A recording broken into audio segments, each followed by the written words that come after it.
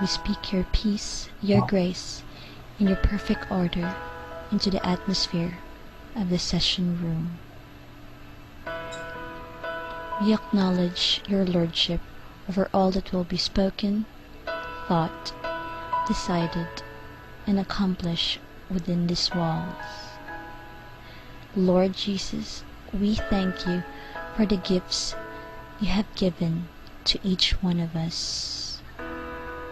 We do not take them lightly, but commit in using them responsibly and well. Give us a fresh supply of truth and beauty to which we draw our strength in doing our job. Anoint our creativity, our ideas, and our energy so that even our smallest tasks may bring you honor.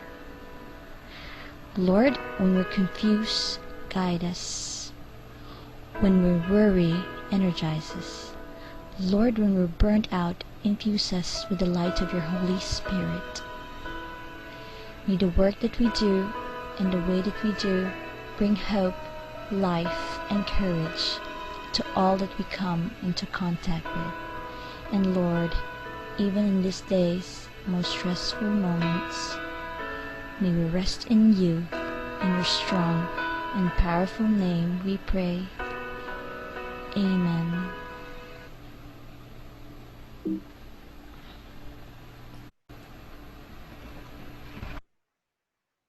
Okay, good morning. Before I will start, I will ask those who are online to please mute your Zoom. Just click the dark screen on the bottom, then click mute. Okay, to start with, how many of us? 1, 2, 3, 4, 5, 6, 7. 7 tama? 7. Clarix ba? Is it here ang screen? Actually, if you really mind, if you saw the latest survey from DepEd, we are now trying to survey what kind of modality will be delivered to students. Actually, DepEd now is still working on the modality for public, but let us not mind him. Let us mind on the public, on the private school aspect. Now, we already received a memo letter coming from PIAC. Starting on Wednesday, you'll be having your NSET online. And we'll be doing the NSET here. We will relay it via Zoom again. So there's nothing to worry. We will follow through all the subjects and modules that will be delivered to us by PIAC online.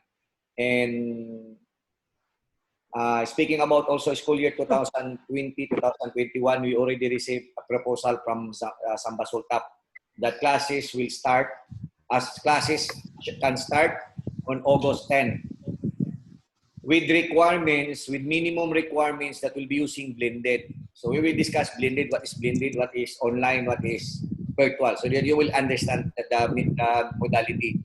So again, the minimum requirement required by Samba Sultap organization, which is Samba Sultap or private school in Zamboanga Peninsula, we agreed to start on August 10 on the minimum requirement that we comply the guidelines for not less than blended learning program. When we say blended learning program, that's combination of online and face-to-face. We will be discussing that. Okay, speaking about e-learning, please take note. The short definition of e-learning is education conveyed via electronic means. So that is the short definition of e-learning. Kasi when you do education via electronic means, that is e-learning. Or ang uban, we say, through internet. Another also is that the definitions, there are so many definitions, but there is consent, no? Parehara tanan. The word itself, e-learning, define itself. Electronic learning. So you have different interpretation, but it's consent, succinct, no? In other words, it defines itself, the meaning. Then e-learning is ubiquitous. When we say ubiquitous, this time you can learn it anywhere. Even you're on the bus, you are on transit, you are at home, you are on your bed, in your sofa, watching TV. But I don't think you can study e-learning while watching TV because there is the diversion of attention. So it must be only one focus. So you can study anywhere, even in your kubita. If you are doing your ritual there, you can continue the e-learning process. So then say ubiquitous. Jerry also. Sir Kenneth, paki-mute. Kaya gusto kayo mong ubo. Then, the next thing is that, please, oh, sir, paki-kuhan, sir, paki-mute. Kaya ang ubo, sir, mo abot lang mo diri. Basi mabot diri ang COVID. Joke lang. Okay, then we have a new trend. I will be discussing to you the trend on e-learning trend. We have a trend to follow because every school has different trends. We call it trend pamaagi, no? As they're going to implement the e-learning process or virtual learning. And mind you, the concept of e-learning, gamay raman kayo. E-learning from the very start, ang uban sa una, we call it distance learning. You give CD, you can learn. Sometimes you give DVD or multimedia materials or just having the internet, that is e-learning concept. Again, going back to the nation, under one is coming Mr. Greg. Who's Miss Greg? Who's Miss Greg? Pakicheck na ko, sir, who's Miss Greg? Just pop up. Ay ko, ma'am? Another ka diyan. Okay. Sige, ma'am. Okay, ma'am, you can join us. Bayad diya ka. No problem. Just pa lang mute. Okay, then next is, this is the less, no, implementation concept of e-learning. Okay, before when we say the traditional one is via chalk and board, that is a traditional learning. But when we see e-learning, it makes giving and receiving simple, prolific, and productive. So duha ka three qualities in e-learning. That is simpler, prolific. You can do it in one scenario. You can cook up so many audience, no, di ba? That will only varies on the capacity of your platform. If your platform can carry more than 1,000 participants, and you can carry as many, then your materials can be posted online, and others can follow through, no? And the other one is being productive. So this is the concept of e-learning. Another is, there are so many things when we come to e-learning. Ang uban, mingon sila nga online education, computer-based training, web-based knowledge, and network education. All of this aspect is the concept of e-learning. So, bisag unsa inyong madunggan, regardless that is a web-based learning, that is a computer-based learning, that's their part of e-learning. We vary only in modality. Basta there is an intervention of electronic devices plus internet, that is e-learning. Okay, purpose of e-learning. Siguro for now, because of COVID, because of COVID, we are forced to do e-learning. But mind you, not other than COVID, there are still principles, no, and narratives that I outline the necessity of e-learning. First is, kisa ba naka-undergo yung study sa Liverpool? You can do, Liverpool is offering online. I was studying online, dugay na. Nagdaghan na mga online, mga sa courses. Before, it's more on skills. But now, masteral, even offer now online. You can have your masteral now online. And there are universities offering that. Then another is, ako lang iran to, no? Kadit kayo tamalangan. Kaya we will go, this is just only a definitions and a concept, but we'll be going on the technical. But mind you, siguro just to sum up, the purpose of e-learning just only means of three things. One is accessibility. That's one, because everybody can join, can learn online wherever, that is ubiquitous. And we see accessibility, that is ubiquitous learning. And second one is prolific. You can reach out anybody, no? And even a distance. And the last aspect is that it is being productive on e-learning rather than in a classroom environment. Kasi classroom, limited ka resources, imong materials, kung unsa imong gi-prepare as your materials, that only limited to that. But in e-learning, you can present the subject, you can present some audio video materials, and others can pick up other link, no? You can attach other link for other resources. So let us not discuss more on ano na lang. Let's go to on the GAITF e-learning. This is now our GAITF types of e-learning, and others are also doing this one. Actually, I patterned this from the Liverpool e-learning types, no. So one is completely online. That is the first. So katong mga bata na to, all our students who has good internet connection at home and can focus internet, and the only requirement here na pwede sila completely online katulang maayo og IQ. Katong medyo minimum gyud dili kayo fast learner, kinahanglan ato silang i-undergo blended. So when we say blended is 30% to 80%. Ato na na-discussan niya. When we say 30% to 80%, that is the engagement of the teacher. So kung ang bata is medyo okay siya, so maybe nata sa 80%, 20% lang atong blended. So adto sa school mo submit lang sa iyahang mga works for corrections. Kaya di sa kasabot online. But katong medyo good, medyo higher ang kuwan sa bata IQ, then she can only submit online tanan.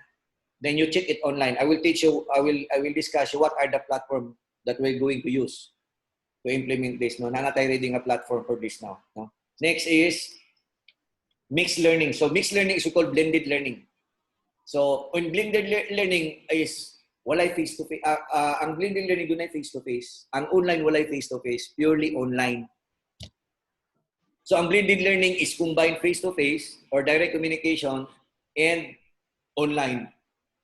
Doon na sa limit percentage. So, 30 to 80% mo na blended learning. Pag mobilo na gan isang 30%, that is no longer blended learning.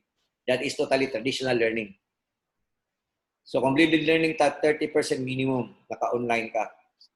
Next is, duha ni ka-term. Synchronous o asynchronous. So, duha ni siya. Simple lang kayo.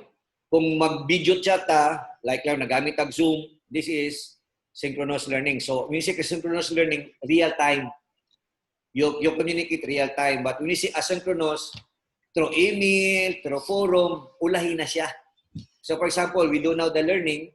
Some are joining via Zoom. So, this is asynchronous learning. Pero ato ni siyang i-post sa ato ang learning site. Then other will follow to catch up. That is asynchronous learning. So, dura na siya diferensya. No? So, synchronous and asynchronous learning. Next is self-study. Ang self-study is we give them digital materials, then they study on the digital materials. These are, si Sir Palado already experienced how to post documents on the document folder. And this document folder are subject for self-study na siya. And we'll be having our learning path. When we say learning path, that is a self-study. So again, I will reiterate, when we say self-study, that's referred to learning path. So we have to design a learning path for our students online as basis for their self-study. You cannot do self-study online without learning path. No? So I will teach you how to do the learning path. Next is web-based learning. So when we say web-based learning, we have a platform used by the students where they can learn. And mind you, I already presented that sa ato ang forum. And that's what we call the GAITF e-learning site. We have the GAITF e-learning site. Sir again Palado and the rest, siguro last year, were able to use that platform. But this time, starting school year 2020-2021, we will really rely our learning content and standard based on our web-based learning. Next is CD and CD-ROM. When we say CD, CD-ROM, this is referred to audio-video materials. Let us maximize the use of audio-video materials. No? Another is, morga po na sa audio, ang CD-ROM is you convert that into CD or into flash drive. Atong hatagan, wala naman kailangan CD-ROM karon. We will convert that to flash drive. Katong mga bata gyud nga they have minus like internet connection, we will require them to submit flash drive. Kung di lang kaya mag-flash drive, we will discuss kung saan na to nga maka-provide assistance nga na sila flash drive for audio-video materials, no? So, duha ang means. That is still distance learning. So, electronic. So, walay face-to-face, we will give them the materials. Katong medyo wala kayo internet, they learn at home. As importante lang na sila laptop o computer nga ma-access. But kung wagin sila gadgets, we will use the blended learning program. And that will be arranged, no, by the student and the school. Dili pa ko kaingon karon, it will matters on the economic status sa bata. Ang atong decision. Next, the advantages of e-learning. Ako lang i-rapturo nino. I know, pamilya na masukay tanin, but ato lasang i-rapturo ang tulo. Online learning,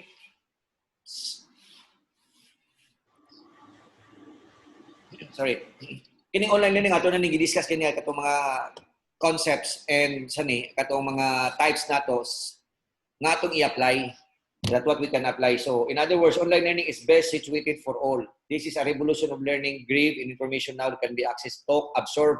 In other words, ubiquitous ang learning and e-learning. Ako lang gihatag itong mga three aspects now. Then we can even use audio-video materials, as I said. So I will not discuss more on this. Then just be familiar with asynchronous and synchronous learning. When we see asynchronous learning, you are learning on real time at the same time. When we see asynchronous, they are just following your learning materials. So web-based is a sample of asynchronous learning. Also, my example of synchronous learning is Zoom and Google Meet. If you do coaches, we will discuss it later na, no? Sige lang, later na. How to coach, no? Then, finally, please, our lecture shall be only limited. If you really do lectures sa bata because we have blended programs, you are allowed to do lectures sa bata based on Samba Soltap guidelines. Only twice a week ang bata will go to the school. Not more than twice a week. So the student can only come twice a week, either Monday or Tuesday or any day as schedule na we have to have at least lesser people inside the campus. Their purpose only of going is for instructional only. Instructional and coaching. More again, purpose. When you say coaching, give them guidelines on what are ang ilang learning track asa na. But for those who are following online, then no more coaching. You can coach online. And coaching online, you can use Hangout or Skype. I will discuss it later. But we will only do coaching in school for those katong naagyon sa below average ng mga bata. So sila ang ato ang naa sa coaching face-to-face. But katong mga bata above average, nga doon ang internet, we will do the coaching online. Simultaneous. We call it synchronous learning. Okay? Ang coaching is synchronous learning. Ang katong mga bata nga dili ka cook up sa inyong time, you do the asynchronous. When you say asynchronous, whatever you discuss, you just record, then post that on the page. Every subject, every grade level has now a page. I will present it now, after the presentation. So we have now designated different pages for every student. Okay?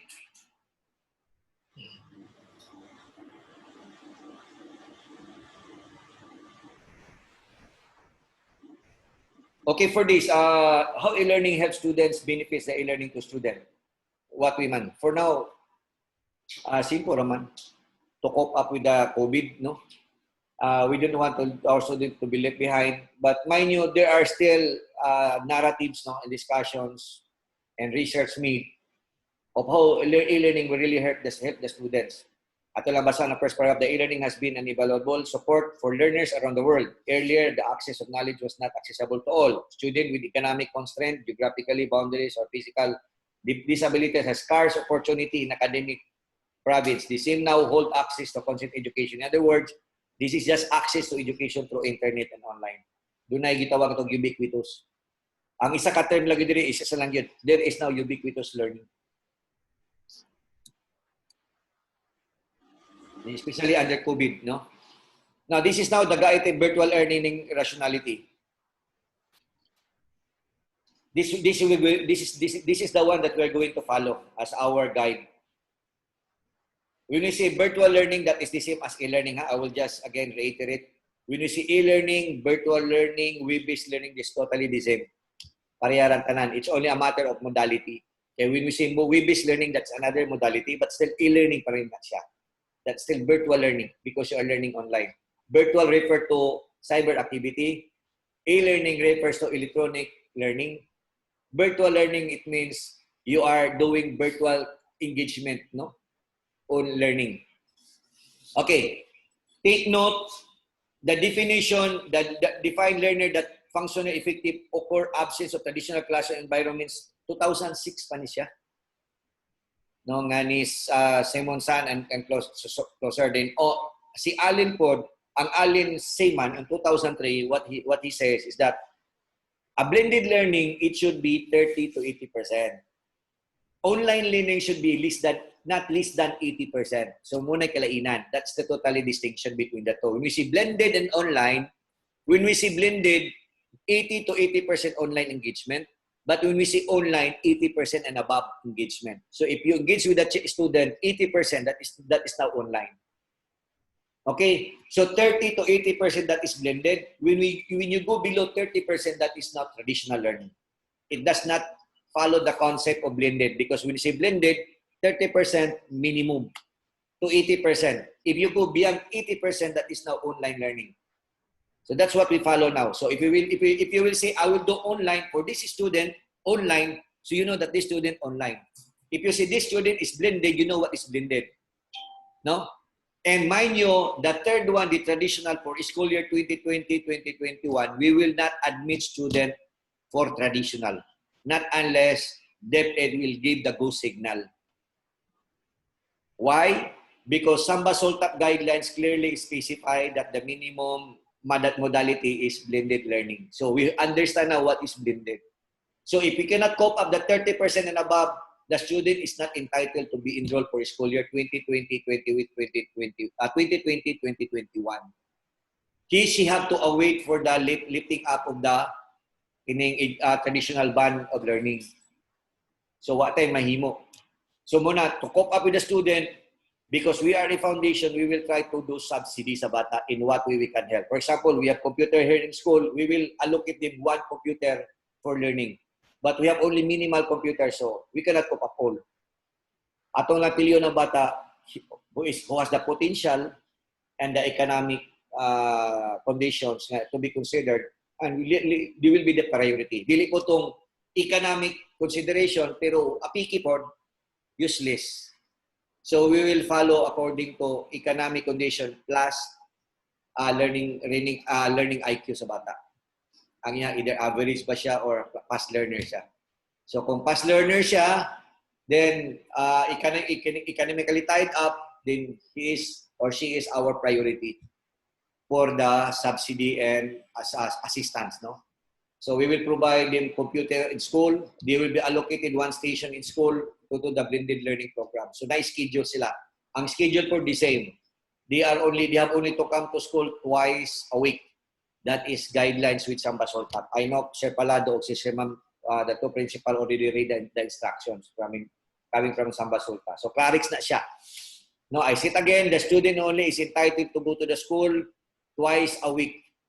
And the minimum teaching requirement modality is blended. So you understand already what is blended, clear na tadya nga concept. No? So since that is clear, now,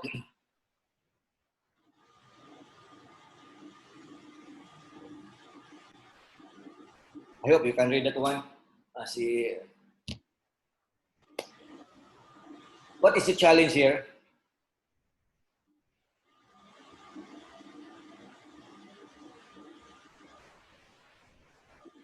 Okay, the challenge is the level support, curriculum, and agreement needed to ensure student success. No? So we will be discussing it on the next slide.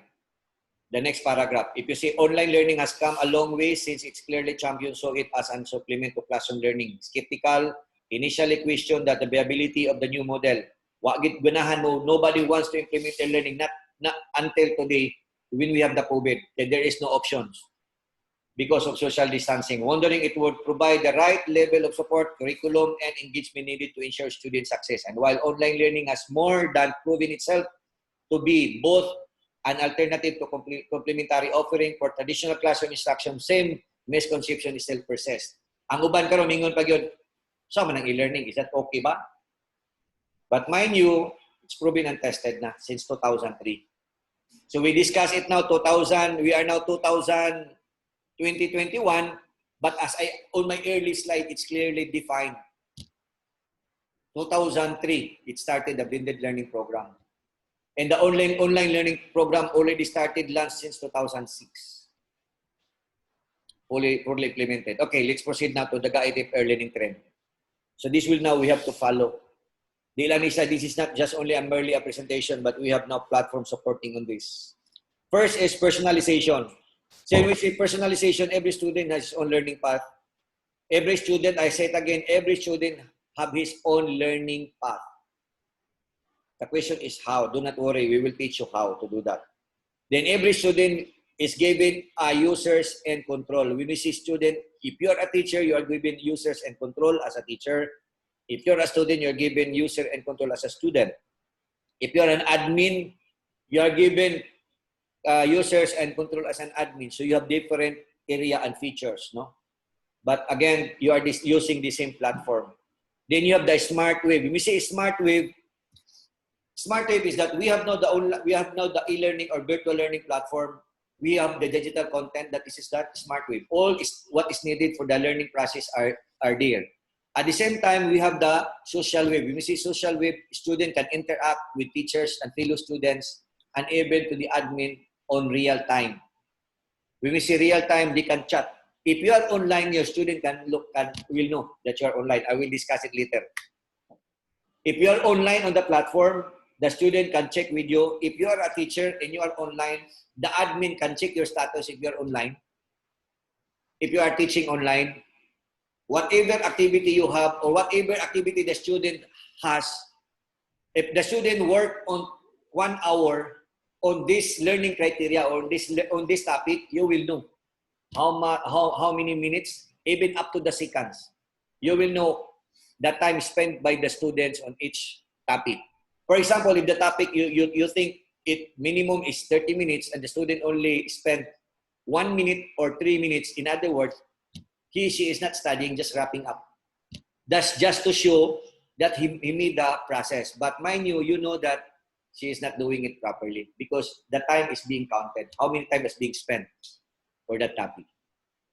And if she quits, leave the computer on idle, we call it idle, or if you are playing online game, what they call that? EFK, away from keyboard, EFP, EFK, away from keyboard. Diba? Player, mobile legend player, AFK. The system will detect you that you are on AFK and he will deduct the time.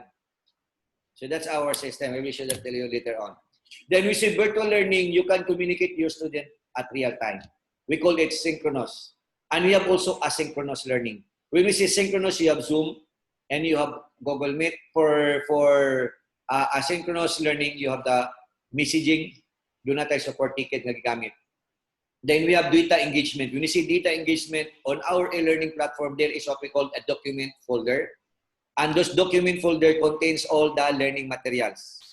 So that is data engagement. Student can access on that. And if ever student wants to save his or her own data, no need for flash drive. If you are online, if you have your cell phone, you can save your file directly to your account. And it's saved on your folder. Do not separate folder for your data. So if you're a teacher, you have your own folder. For student, she has his own folder for personal files. It's all provided on our system. Then thinking 3D. We say thinking 3D, this is critical thinking. You give the topic to the students and students must have to understand the whole concept, the total concept of the topic. Not only as it is, that's from what to why. No? That's merely from the subject, to you follow the key, di ba dapat keep up before? Knowledge, understanding. You remember the keep up? Knowledge, process, understanding, and products, di ba? And until such time you reach the point of critical thinking. That is innovation. But we'll not stop on critical thinking because critical thinking is innovation.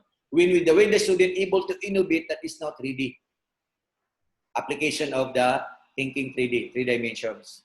Now, we have also the digital concept. When we say digital citizenship, every student is recognized according to their username. And username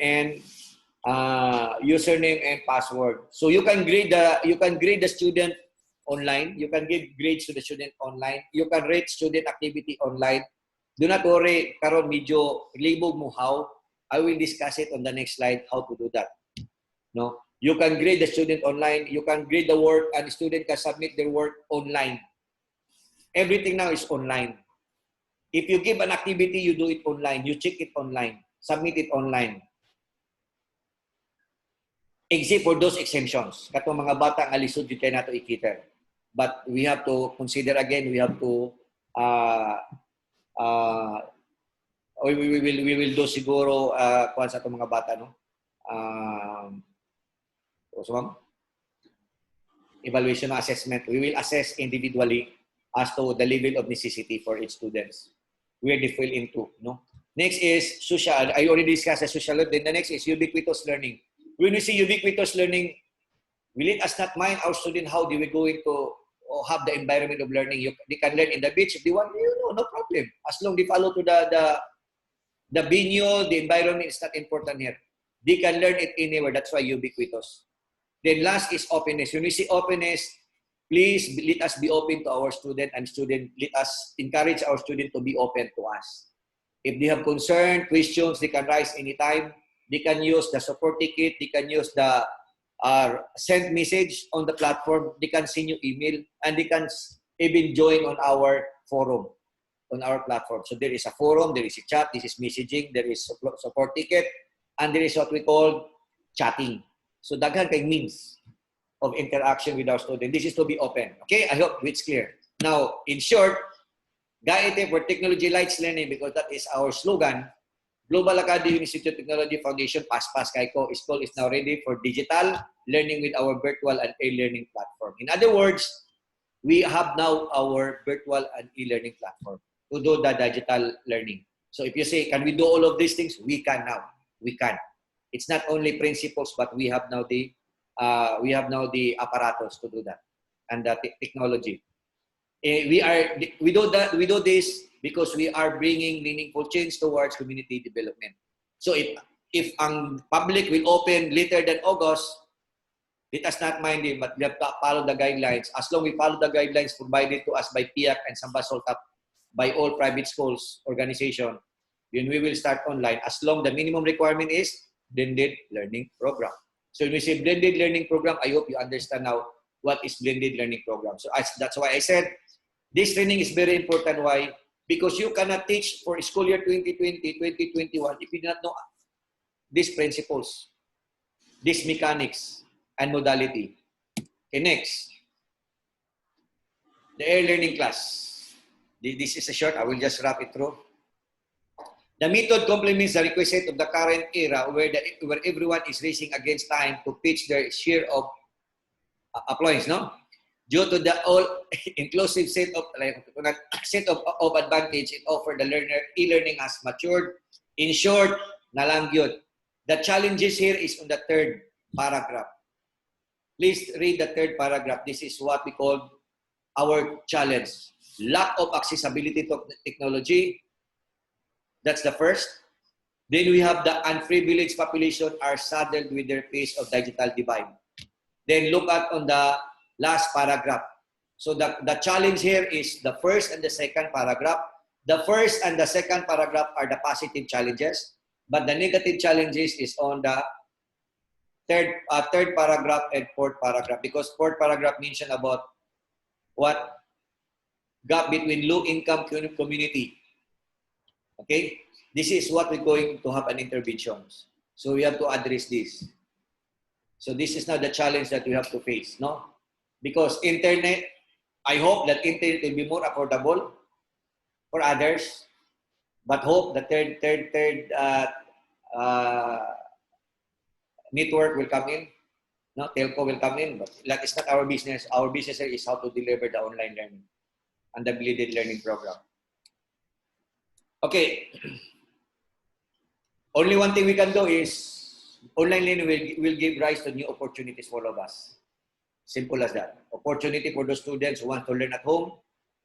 And I heard already reports from some friends, students from Cebu going back to Titay will be enrolling to us. They already showed their interest of joining. Even ang anak ni Edwin, eskwela of Cebu, he wants it to be enrolled also to us for e-learning to start para dili malipihan ng mga bata. Because public has no specific date yet to start. The floating pagid ng public. Now, this is how we're going to do that. Okay, please take note. When we say virtual learning, that is the same as e-learning. Why I use the word virtual, not A? Because A is just only e-learning. But virtual, we say virtual, there is an interaction. The difference between e-learning and virtual learning, in e-learning, the student can learn at its own without interaction. But when we say virtual learning, there is an interaction. There is an activity. So this is how we do it, naanatanan. When we say virtual meeting in class, you do it Zoom or Google Google Meet. When we say virtual coaching, you do it on Skype or Hangout. Coaching ha. When we say coaching, you talk to the student. And for virtual lesson, you have the Facebook group, live post, and post. I will teach you how. When we say virtual lesson, then virtual activity, Edmodo. O sometimes virtual activity, you give an assignment for them to do, submit, you do the Edmodo. Then you check, you request the student to resubmit. If you are not contented with the work, click resubmit. The student has to resubmit his or her work. That is Edmodo. No? Then virtual learning content and curriculum, we will follow the e-learning site. And for our e-portfolio, no Edmodo, but we will use our site because if DepEd will check, that is on our system. So the final portfolio of the student should be uploaded to our website, to our e-learning platform. I say it again, you can do the activity, mga work activity, which is not part of the grading. Or nakay-grading, nakay-brainstorming, they can do it on Edmodo, but the final draft should be submitted to our platform. Get? Clarex? All for grading system should be submitted to our e-platform. For your own activity, assignments, brainstorming, whatever forms of modality you're going to do with your students through online, you can do that through Edmodo. But I'll say it again and I reiterate it. Once that is subject for grade, you put that under e-portfolio. Because when DepEd will check, that is our basis for the 50% minimum for work. Di ba, Ma'am Nata? No? 50 minimum of 50% is more on portfolio. So we have the e-portfolio for that. So if the student do their assignment on a sheet of paper, have it pictured, submit it. As simple as that. Kung wala siya ay computer, sulat siya on papel, write it on a sheet of paper. Then after writing that in a sheet of paper, have it pictured, submit it to us. Everything should be e-portfolio now. Why? Because if DepEd will request access on our system, we can give them access to check the learning path and everything. DepEd can check on our system. Our system is open to them to check from any time. They can monitor us if they wanted to monitor. In other words, they can see the work of the students. And finally, again, I'll see it again now. There are 6 the teacher has to engage. That's why you cannot teach if you do not know the 6. So everyone, I will say that everyone now must have the following. You must have now your GAITF learning site. You registered it through online. You have the Zoom app. You download it to zoom.us or you can download that to Google and iTunes. You can have the Google Meet on Google Play Store or iTunes. You can have the Hangout on Google Play and iTunes. Skype, the same, Google and iTunes, and even on web, you can do the Skype. Edmodo is web-based. And you have the LinkedIn. LinkedIn is a requirements because the last time when we attended Asia Pacific meeting in Thailand, it was agreed by all institutions that means of verifying the identity of a member in an institution should be through LinkedIn. So kung i-verify ka nga teacher ka sa global, your name must be on LinkedIn nga naa ka sa global organization. If you are a student, for them to verify, for the international body to verify you that you are a student of GAITF, your name must be on the GAITF organization as student. So that's why we would like to require now all teachers and students to go into LinkedIn because that is the one way of verifying your affiliation. That is agreed. I attended me and Vance in Thailand. That was the agreement. Facebook is not a social media verification platform. They only use the LinkedIn, and that is used by the Europe standard and the US. The next is Facebook. So kung ato balik ko na ko LinkedIn and Facebook. Ang Facebook is only for blogging and social media interaction, but LinkedIn is for your credentials. So if you want for credentials purposes, for validations, if you will submit your name to be validated, you have to check the LinkedIn that you are really part of GAITF. Facebook is for Google Play and iTunes. So Facebook, please make sure you have a Facebook account and LinkedIn account. Okay, and finally, I know everyone has a messenger. But mind you, messenger is only a reminders, for your reminders. Do not use that as your learning platform. I say it again, Messenger, if you look at on my presentation, on my previous slide, I do not mention Messenger, correct? Because Messenger is not part of learning. Messenger is only part of reminders. And your reminders to the student. It's not even used for announcement. Because that is not a credible platform. For your announcement, put that on the page that which assigned para doon ay track ang bata asag yun. Yes, because Messenger pop up na. Sige dagan. Ang bata mabalo pangita sa announcement nimo. So your announcement should not be on Messenger. Messenger shall be only a reminders for student. Again, Clarix, reminding the student, you can use Messenger or the cell phone. But since we are using online, cell phone is not mandatory, but we have the mandatory for Messenger and email. So for Google, you must have your Google account. Di na ako na-mention. When you use the Google Play Store, you must have your Google account. And your Google account must be registered. Please advise the student, and I will advise the admin, that the Google account sa bata should be submitted to the admin, ang yung email. Even teachers, nagin mo yung Google Gmail account. Because that is the standard platform na para when we remind you through Google Meet, you'll be reminded properly. Eh kung maghimo ka Google Meet, pwede nimo ang bata nga email, imong ipang-add-add, automatic, i-kuan sila, i-contact sa system. Reminders. Okay, let's proceed now. How? So how to do the virtual lesson? Let's start now with the virtual lesson. Di sa kumuuna sa website, kataas-taas. What time is it now? It's 10:25. So medyo pas-pas. Akong girap up ang mga principles. Actually, you can study the principles through online.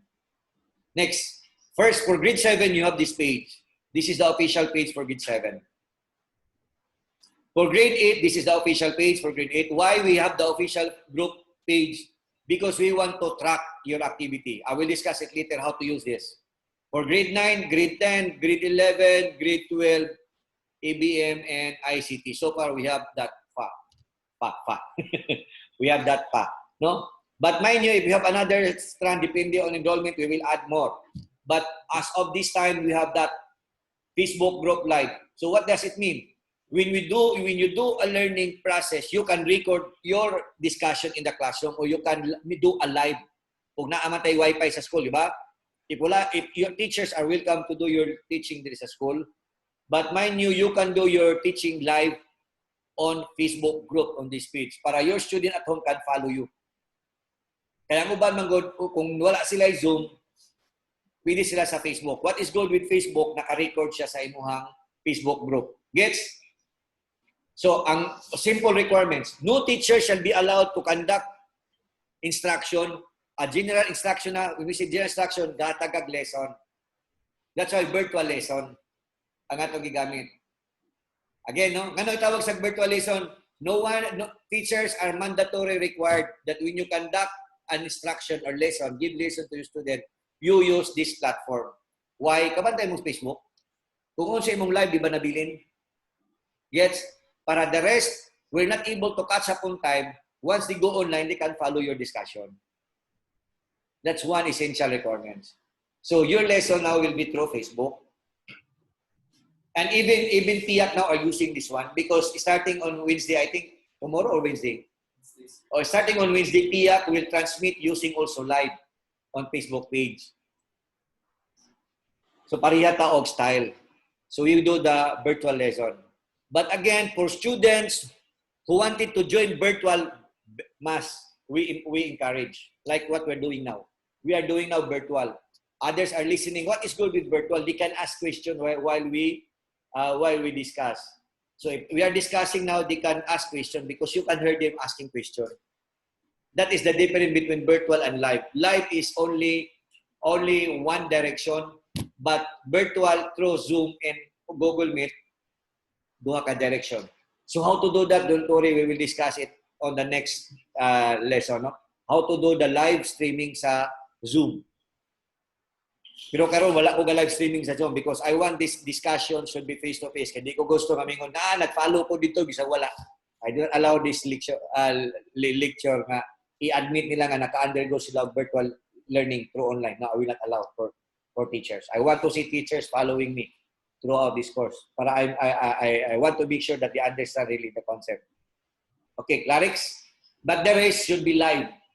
So we can do the live streaming sa ato ang third virtual page. No? So, ang talang, who will be add to the virtual page? All teachers teaching on grade 7 should be add on the Facebook group na nakay membership sir, i-admin takaw niya. And you can add the teachers and you can add the advisors. Sila rin pwede mo gamit niya. Student shall only be member. Ang teacher should be admin.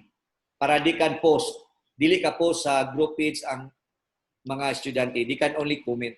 Why? Because we would like to maintain our page as a learning page. Our page is totally different by other page. I will show you on what instance. Now, this is the sample of grade 7. When you open the group page of grade 7, this is how it looks. Group grade 7. Mind you, there is the word create units and there is no a unit open. Why? What do you mean unit open? Nag-open ako. I already created one learning path. What is that? Is GAITF e-learning platform for them to know how to register, for them to know how to use our e-learning site. So that is GAITF e-learning platform. If you are teaching ARPAN for grade 7, you create a unit, type there ARPAN. Yes? I said it clear. If you are a teacher, that's why you have to be an admin so that you can create a unit. For students, they can only comment and ask questions on each topic. So, for example, if you're a student now, if you're not a teacher, you're teaching math, you click create unit, then type their math as your topic. For example, kiniga, create ko unit, I put it GAITF e-learning as my subject. So, your subject now is ARPAN, you put their ARPAN. If math, you put it math. If English, put it English. Science, create it science. So, simple lang, click the create unit. If you are an admin, you can create. Then after creating, please take note kung ano mo gawas.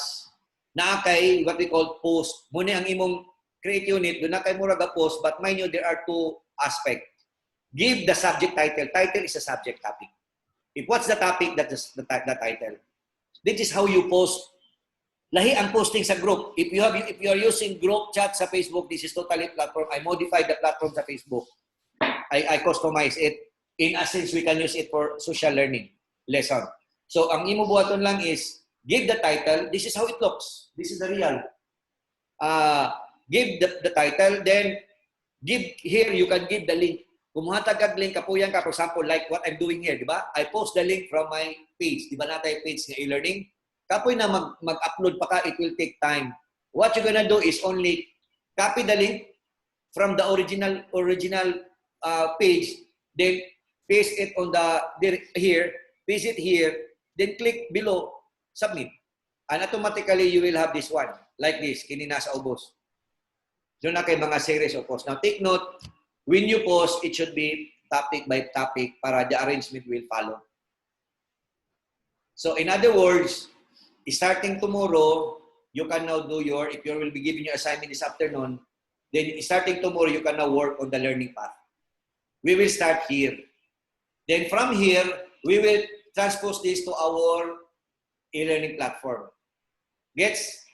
Now, what is the difference between our website and this one? Our website composed of content. What are there are DLAM and SIDAM. Akong utrohon. On our e-learning platform, your DLAM and curriculum map are there. Naanay mga curriculum map for last year. So, kinsay magsunod karon will be easier. But what you have to do is only download it and modify the date and the time. So, ikaw na mag-modify sa mga oras. Gets? And date. If you want to add something, then you add. As simple as that. Gets? We want to make things easier. Then, what is good, if you're a teacher, you can go to other platform, you can download, you can copy that. Once you move to other institution, you are ready to face the world because you have a ready-made curriculum and you have a copy of the curriculum map and DLAM and SIDAM and curriculum map. So again, I reiterate it. Our e-learning site is for curriculum and standards. Are there our curriculum map, SIDAM and DLAM? There is another one coming. Paki-admit. Paki-admit kasi wala ni-exit. Ni-exit, no? Ay, ikaw to, ma'am. It was you. Okay lang. I can see man. Anybody's popping up. Okay. I said again, no? So, our e-learning site will be used our standard. And that is our learning content. DLAM, SIDAM, and curriculum map. Another is all required e-purple you should be on the assignments. dunay assignments on our e-learning. What are your required as a portfolio to be submitted by the student? It should be on the assignments. Para the student will upload there. Now, what is on here are only your lessons. Clarex? We are not using this one. We are not using our e-learning because we want you to deliver your own piece. No nakay-control sa imong lesson, di ba? So you can move, you can add topic at any time, you can modify. But why we try to control this? Because we want to monitor what you have been teaching. The principal can check what have you taught for this hour, an hour, one. What are the series of topics? And this is the purpose. This is your activity as teacher. So when you give the instruction, this is now your platform. Gets? If you are conducting now a lesson, for example, a lesson, I will go live. You post the live here. Asa ka mag-live here. This is the platform for you to go live because you are teaching. Kagets na, Clarex? So I hope it's clear now. So again, I'll go back to the page. If to interact with your student, please take note of the virtual lesson na page, no? This one, these are the page. Para di mo maglibog, just, facebook.com/groups. Just memorize GAITF grade 7, GAITF grade 8, GAITF grade 10. Simple lang, just it is GAITF grade lang. One word, GAITF grade 7, grade 8, grade 9, grade 10. Facebook/groups/ it's the same. I already renamed it, everything to make it easier to remember. If you want to go to the page. So that's, again, just to recap. Then now, any questions regarding sa lessons? Again, I want to emphasize this. A lesson should be your basis of learning. Teaching, not learning. Basis for teaching as students, as teachers. For student, it is the basis of learning. Following your activity. Okay? So everything should be followed on the virtual lessons. Ang atong e-learning site are all the learning materials plus a vision of portfolio and curriculum to us at ang e-learning site. If the student wants to know what are the contents, what are the topic for research niya, based for his research, where he will go, e-learning. Because that is the standard. Yes? But when I want to say what my teacher want to emphasize, how my teacher delivered this content, I will go to the virtual lessons, that is the Facebook group. Correct? If I want to know, if I'm the student, I want to know, or if I am the teacher, what I wanted to teach to the students, I have to go to the e-learning side. Because that is the location for my DLAG, SIDAM, and curriculum map. And if I teach, if I follow my teachers, then I will go to the virtual lesson on Facebook group. I hope that's clear now, no? So next, let's go to virtual activity. Now, what is the difference between virtual lesson and virtual activity? When you give the lesson, after is an activity, correct? Do not give an activity, do not give a lecture or lesson, then after that, you move to the next lesson. That is wrong. When you finish the lesson, always give an activity. And we will follow through that. And we would like to check if you're really doing that process. So when you give the lesson, the next thing to do is you give the activity. Do not jump to the next lesson without an activity because this is an e-learning. We have to assist our students if they understand. If they do not understand, then go back to the topic and use other learning materials. Clarix? Now, how are you going to do that? On virtual lesson, just copy-paste the link through your Facebook page. Ganiha. Di ba naman tayo Edmodo? You create the assignment there. Doon na assignment ng Edmodo. Maka-create assignment. Create an assignment. Then, get the link and the code. Naman ay code. Get the link and the code, subject code. Ihatag mo sa batang subject code and para maka-register sa imong Edmodo. Again, I say it again. You open an Edmodo account, then give the student the subject code para so that your student can enroll to your subject on Edmodo. Then after enrolling to Edmodo, if you create an assignment, click on assignment from Edmodo, then copy the link, post it on your Facebook page.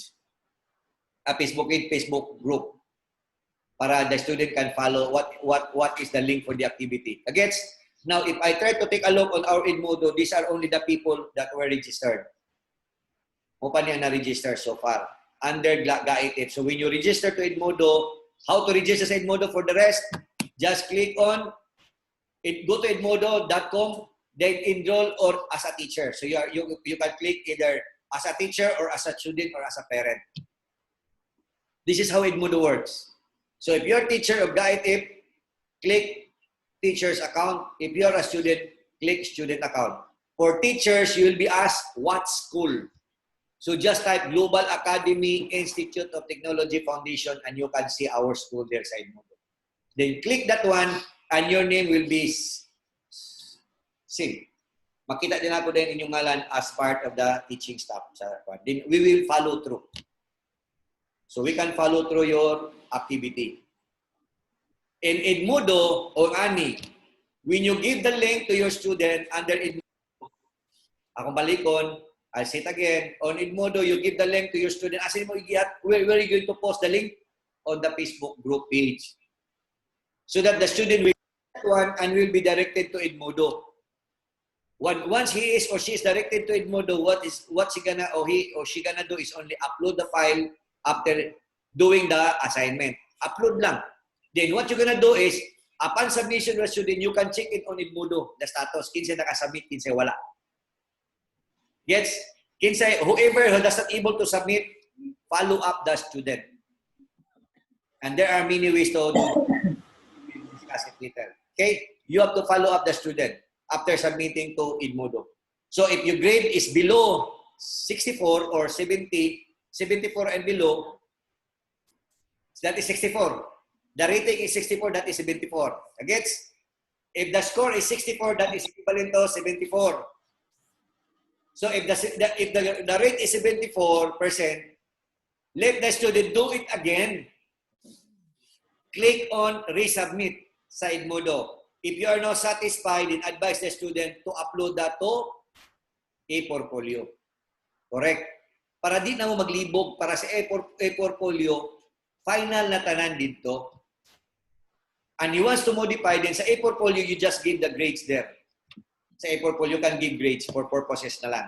And whatever grades give it on e-portfolio, on our e-learning platform, again ha, from e-learning for e-portfolio, when we say e-portfolio, unsa na siya? Edmodo. So from Edmodo, the final activity will be uploaded to GAITF platform or GAITF e-learning site. That is now the final grading. Gets? The final grading should be on the GAITF e-learning site. Edmodo only is used as for draft and kanang mga activity work. Gets? Clarix? So again, if you do not have account with Edmodo, just go to Edmodo, then register, sign up. When you click sign up, the monitor will pop up, will redirect you to this page. Choose teacher if you are a teacher. Then advise your student to choose student if they are a student. For their parents to follow their student, we will advise parents to follow their student to register as parent. Once they register as parent, they have to write the name of their student. Para if their student will not submit work, their parent knows. This is the purpose of the activity. Because we want to make sure that the parents is part of the monitoring of their kids or students. Kagits na, klaro no? So we will advise parents, if, as much as possible, to enroll to Edmodo. But before they have to enroll to Edmodo, their student has to enroll first. Kagits na? Has to enroll first and already is enrolled to a certain subject. Kung wala pa siya subject, if the student has no subject yet under our Edmodo account, then let us advise the parents to await until such time the student has the subject to register. Okay? So next, once that will pop up, the next thing to do is click sign up with Google para you're not having problem of memorizing the password. When you sign up with, when your student or you or the parents choose to register to Edmodo, not to choose because that is mandatory for our activity, always sign up as Google using their Gmail. Why? Because they will not having problem of memorizing the email account, the password and user account. Pag-click lang nila sign up because when you open your account, your cell phone, when you open your cell phone, there is a Gmail account, diba? So when you click sign up with Google, automatically it will detect the Google and you can proceed right away. So it makes simply if they're using their gadget. So again, suggest using the Gmail account. Okay, next, any question with virtual activity? We are already done with virtual lesson. We already done with virtual activity. Now let's move to the next. The virtual e-learning access. Now this is now our e-learning side. Kasi nakakita niyo sa video nga akong i-present. Sa Facebook. Ako na lang i-present siguro. We have how many minutes do we have? 10:43, pwede pa, no? So I will run through it. This is only how many minutes do we have here? 13 minutes na siya. This is how to register to our e-learning site. Good day, everyone. I'm Mr. Edgar Alegre. I'm the Global Academy Executive Director. Let me introduce to you now to our GAITF e-learning platform on the question on how to register. Okay, just hold on. If you miss the concept kay pass akong presentation today, just go back to our e-learning website and you can follow through this one. Good day, everyone. I'm Mr. Edgar Alegre. I'm the Global Academy Executive Director. Let me introduce to you now to our GAITF e-learning platform on the question on how to register. Okay, so for those who are not so much familiar with our website, let me show you now our website. Okay. So this is now our e-learning website. And before going to our e-learning website, you have to pass through our portal website. So our portal website is just the same. Just type there GAITF.com or GAITF.com, which stands for Global Academy Institute of Technology Foundation. So you just add your GAITF.com, you just click enter, then you will be redirected to our page. And from on our page, you have two options to proceed to our e-learning site. So the first one is going to the school icon, then click on e-learning.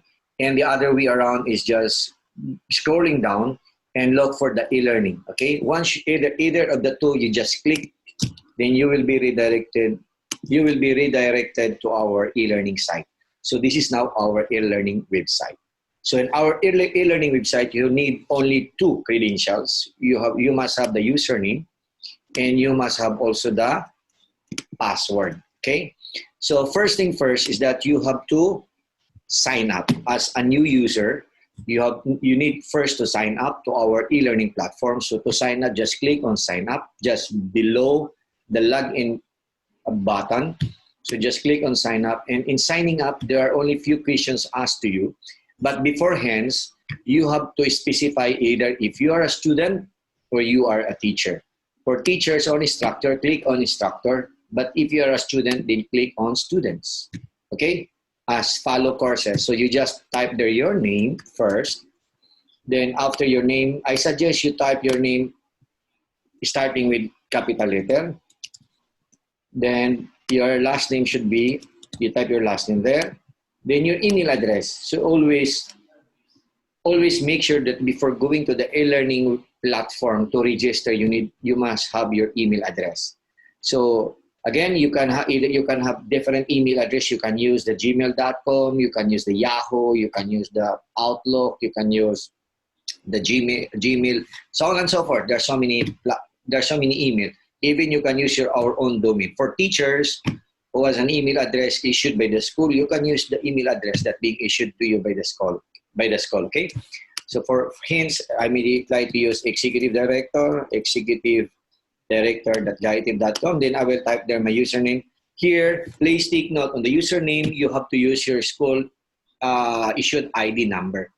Otherwise, if you'll be using other username, then you'll be having difficulty in validating your account. And for sure, as a matter of our policy, we do not so much validate username that is not an school issued ID, except for those students or trainers that undergoing training for short duration of time. Like for example, only test the programs that only has a matter of days, 15 days, 30 days. So usually we allow them to use their respective design username. But regardless of what, the school always issued an ID number. So, like example, if you're now your ID number, if you have now your ID number, just type here your ID number on the username. For example, I would just like to use GAITF 111111, for example.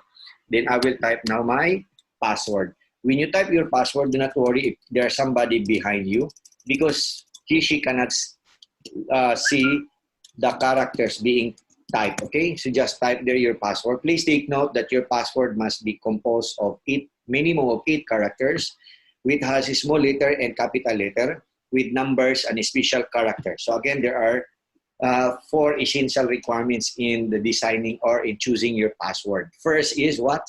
First is you must have at least minimum of 8 characters. Second, you must have it must have a small character and big character or caps lock. Then it must have a number. And last one is, there are 5, and the last one is there must be a special character. Okay, again, 8 characters, small letter, capital letter, numbers, and special character. So there are 5 elements that you're going to consider in designing your password. So after typing your password, you type it again to make sure that your password is correct. Then after that, insert your telephone number here. You just put your telephone number, whatever your telephone number, you just type it there. For example, I will just type mine. Then next is you can put there your Skype ID if you have, but if you don't have Skype ID, don't worry. So for example, if I have my Skype ID, I put it there. Then if you have a LinkedIn account, then just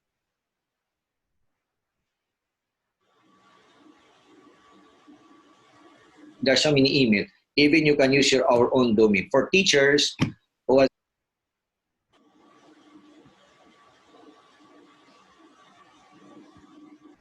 if you'll be using other username, then you'll be having difficulty in validating your account. And for sure, as a matter of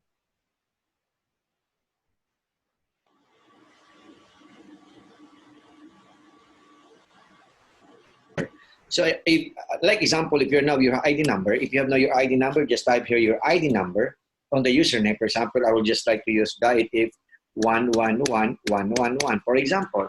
Then I will type now my password. When you type your password, do not worry if there's somebody behind you, because she cannot see the characters being typed. Okay, so just type there your password. Please take note that your password must be composed of minimum of 8 characters, which has a small letter and capital letter, with numbers and a special character. So again, there are 4 essential requirements in the designing or in choosing your password. First is what? First is you must have at least minimum of 8 characters. Second, it must have a small character and big character or caps lock. Then it must have a number. And last one is, there are 5, and the last one is there must be a special character. Okay, again, 8 characters, small letter, capital letter, numbers, and special character. So there are 5 elements that you're going to consider in designing your password. So after typing your password, you type it again to make sure that your password is correct. Then after that, insert your telephone number here. You just put your telephone number, whatever your telephone number, you just type it there. For example, I will just type mine. Then next is you can put there your Skype ID if you have, but if you don't have Skype ID, don't worry. So for example, if I have my Skype ID, I put it there. Then if you have a LinkedIn account, then just go to the URL, then copy paste it here. You just copy paste, okay? Then after that, what you have to do is go down, and please take note that there is a security measures. The security measures here is designed for us to make sure that the one registering is not a bot. When we see a bot, a crawler. When we see a crawler, it's a computer system programs that trying to register into any platform. So what we would like to make sure here is that you are registering as an individual person, okay? So you just copy the number above, or the character, Drury, house. Mind you, every now and then, the character changes, okay? Just make sure you type the right character. Once you completely registered on our system, you always try to, okay, if you have now your account has been approved, in other words, you are now registered. Okay, just again, I'll say it again. Once you have the notice, please disregard the message about MTF because we modify the email address. But mind you, just only focus on the registration. If there is an account has been approved, in other words, your registration passed the regulatory measures that we have on our system. So the next thing you have to do is now go to homepage. Click on the homepage. These are the top menu. On the top menu, there is homepage, about us, HRIS, SEMS, e-portfolio, contact us, and locate us. All of that will be discussed to you one by one later on, okay? But again, let's go back to the homepage because our focus now is only how to register and how to get into the system. Okay, once you have know your password, please take note that after registering, you type now your username as you design. What was your username? Then your password here, okay? Type your password. After clicking your password, then click login. Please take look account inactive. When we see account inactive, in other words, your account is not yet validated by our system. So what you have to do is send us an email or send us a support ticket. So I will discuss you later on in the next episode. I will discuss you on how to make a ticket. So on this instance, you just wait for your account to be approved and active. So I will do it for you now so that you can log into your username. So again, let me reiterate this, that even your registration was approved, but if your account is not yet active, when you see active is not yet validated, you cannot log into the system. But once your account is already active and approved, then you can now log in. Okay, on this instance, for a matter of presentations, let me now approve your username. Let me approve now your account so that you can now log in, okay? I'm doing now on the other system. You cannot see what I'm doing now. Okay, now, since you are already approved, so you let us now log in again, okay? GAITF 1, 2, 3, okay? Then your password here. Type your password. Again, after typing your password, just copy the character here. The character is being typed on top. Just copy the character. For what purpose? This is for security purpose, okay? You just type there, type the character. You make sure that you copy the character correctly. Otherwise, you'll be having an error. So if you have having an error, it says the text you entered does not match to the pictures. In other words, whatever written here is not properly copied, okay? Let's do it again. Take note, if you do not enter the correct credentials, then you will be having problem in logging in, okay? But once you have all the credentials entered correctly and copy the character given to you correctly, what's that post large. I hope what I typed that is letter E. Okay, I hope. Great, okay, let's do it now. We will see if our character is entered properly. So in against, is not yet entered properly. Okay, the text match entered does not match. So again, here, this is the most common problem that every individual will encounter. So what you're gonna try to make sure here is that before clicking the word login, make sure that all the data entered are correct and the security measure image is properly copied. Okay, patro. Now we now type it all correct. So let us now log into the system. So since we entered now correctly all the essential requirements, so this is now what we call now your e-learning platforms. In other words, you are now able to log into our e-learning system. Okay. You take a look at on the top, you are on the My Course, but there is no content on My Course. So in other words, you are not yet registered on courses or on subjects that you're going to undertake. But again, you are already registered on the system. So there are two registrations here. First is to be registered on our e-learning system, which we have already done. The second phase is to register to the course, and we will discuss that on the next episode. Okay, for this episode, let us only familiar that once you log into this portion, In other words, you are now registered. To make sure also the social media, so the next thing you have to do is only make sure that you have entered your ID number here. Okay, from my course to back to my course, you look at now on your avatar, you don't have your picture. So to add your picture, just go to on social network. Then from social network, click here on edit profile. So just one way to edit profile. Then from edit profile, just click here. You over the what we so called image. Okay, click the choose file. After clicking the choose file, your display will pop up, and you can change now your. For example, if I will change my picture to the logo of the school because I don't have the ID here. So this is now what is I have chosen. Then I will crop the whole picture because that's what I wanted. Then click crop the picture. Then click submit or save settings. Once now you save the settings, then you will now have here your avatar. So you can check now that is being uploaded on the system.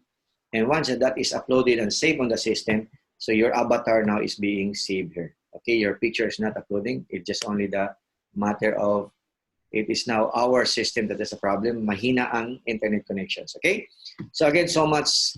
That is all for this episode. I hope at this time you know now how to register with the system. So to log out, just click on log out. If you want to log out, just remember you have here the top menu. You have here the top menu. Then on top, you can log out on your name here. Then click log out. Okay.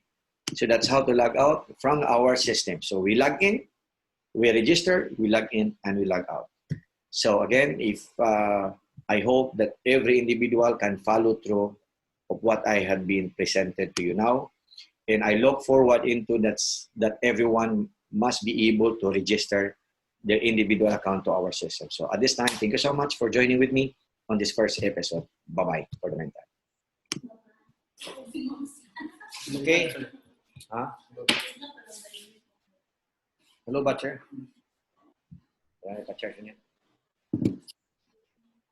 Okay, that is how to register, no? So please take note on when you register, just submit as an e-ticket for us to be notified that you have already submitted your credentials. Now, how to submit an e-ticket? Now, before I present the e-ticket, please take note that you can, when you submit an e-ticket, please give us your ID number so that we can give you also an e-ticket account because teacher will be given an access for your students.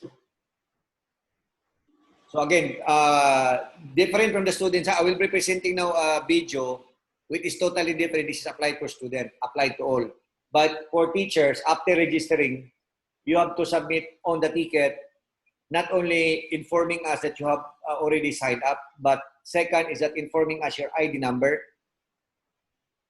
correct? And what subject, or if you are an advisor, then what advisor and the subject you are being assigned. For what purpose is that if your student would like to submit any concern, you can access to the student complaints on the support ticket. In other words, we have now a system that all complaints, all inquiry are properly tabulated. I will show you later on. But for purposes of commonality, this is applied to all. I will present to you another video. Hello everyone, welcome to the second episode. We will be discussing to you now how to submit a ticket. If you have any concern, questions, inquiry, or matters. Hello everyone, welcome to the second episode. We will be discussing to you now how to submit a ticket. If you have any concern, questions, inquiry, or matters that need attention for us to address, please do not hesitate yourself to send us your support ticket. Okay, so how does it work and how to access to our support ticket? If you need some questions or clarifications from us. So from our e-learning site, if this is now your e-learning site, I know every one of you now is familiar with this. As we discussed this on our episode number 1. So this is now episode number 2. So for this episode, let me discuss you that from on our e-learning site, please scroll down. For you to get in touch with us, you have there the support ticket. But if you are on our portal page, please go to, you just go to contact, then you have there the support ticket. Either way around, you can do that. Okay, click here at support ticket, then you will be redirected to our e-ticket system. So this is now our e-ticket system. What if you are on our e-learning website? So from our e-learning website, just scroll down, you have there the help, then you have the support ticket. So from then, just click the support ticket and you will be redirected to our support ticket desk or support ticket system. So this is now our support ticket system. You have here now the knowledge which you can read about or anything, any questions that you might pop up in your mind. But mind you, if you really want to send us your concern, just click on submit ticket. So there are two options here. If you already submitted a ticket, just go to view existing ticket. Okay, since you do not have yet a ticket, in other words, you haven't submitted yet any concerns or inquiry pertaining to any matters that you want to ask from us, then you have to start to support ticket. So just click on support ticket, then you will be redirected to this page. So on this page, what you're gonna do is check what kind of concern do you have, no? From top to bottom. So for example, your only inquiry is about student uniform subsidy program, or if you have questions on your enrollment, on enrollment on senior high school or junior high school, or if that is a generic, you cannot specify really what, because it discuss matters so many things. But if that is issues and concern or complaint, you just go straight to issues and concern. But if you cannot identify which concern is that, then click on general. So there is no worries. Then click submit. From click submit, there are only a few questions you'll be asked. Take note, the asterisk there, red asterisk emphasize that is required. When we say required, you have to specify the necessary information so that your ticket can be submitted. Otherwise, you cannot complete in the submission of your e-ticket. Okay. So right, for example, going back to our registration earlier. So my name is Edgar. So I type there Edgar. Okay. Alegre, because that is a name. You know, our email address, we use the email address executive director at GAITF.com. Then you'll be asked for the priority. For priority, you can use low, medium, and high. For example, it's not so much important. I'm just only making an inquiry. So I just click low. If that is so important or not so important, I choose medium. If that is really high critical or I need immediate attention, I click on high. Then what is the subject? For example, the subject is my e-learning access account activation. Okay. Since you have just registered your e-learning, or if you are other concern, just put on the subject. Again, the subject emphasizes what is the immediate concern. So that's the title. That's the subject. For your concern here is, your message is anything you want to say. I have already registered on the system, but my account is not yet active, so I need your immediate action for my account activation. Okay, for example, ito one. So you just scroll down. If you have any other documents that you want to include, for example, if you are if you are enrolling online, if you want to be enrolled online, so what you're going to do is just choose a filer and upload your card and upload your birth certificate. So that's how it works, no? Everything will pop up. There will be a menu that will pop up for you to choose which file that you're going to attach on the ticket. So for this example, we do not need a file. So the next thing you have to do is comply the essential mandatory requirement information. Security number 1 is spam prevention. It says type GAITF here to fight spam. So you just type there GAITF, all capital letter, because that is capital letter, okay? Then I will scroll down. Just copy all the characters here. There are 5 characters, so I'll just copy the number 807. It's 0749. Again, this is to fight against spam. Spam bot or crawler. You know, crawler or bot, they will just try to access your system to generate passwords so that they can get in and crawl the data. But here, this is a protection on our system. Okay, so much. Having said that, so much so, let us now proceed. They click submit. Okay, when you submit anything, please take a look that you'll be given a specific ticket ID. And always, please bear in mind to memorize or copy the ticket ID in any file or on your note or on any form of documentation, or you can have a picture of the screen so that you can copy the ticket ID. But do not worry, since we are using the email address, so you can go to your email. On this instance, we will check our email, okay? So our email, where is my email address? I will open now my email address for purposes of presentations. Okay, so we will now go to our email address. Show you now how. So for those who have the email address from the school, you can open your email address at the GAITF email. Since I'm using the executive director, so I will log in with the executive director, then I will open my email address. So once I have opened my email address, I will have to check if the ticket was submitted there, okay? So now I have here the ticket. You see on the first line, that is the same number to my ticket number here, okay? If you can see my ticket number is GICTLA, so there is no problem. You can go directly to your email. So after making the ticket or after submitting your ticket, you can either proceed to view your ticket or you can go to your email address and check the link. So you you can view the status of your ticket here.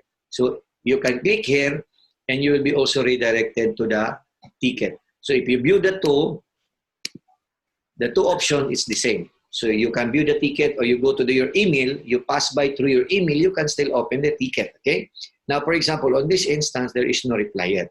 So what if somebody replied? If somebody replied, you can also view on the ticket. So if you look at on this example, there is no reply yet. My e-learning account, your subject is my e-learning account activations. You look at add reply, there is no reply, okay? So you have to close and wait for the reply from our support team.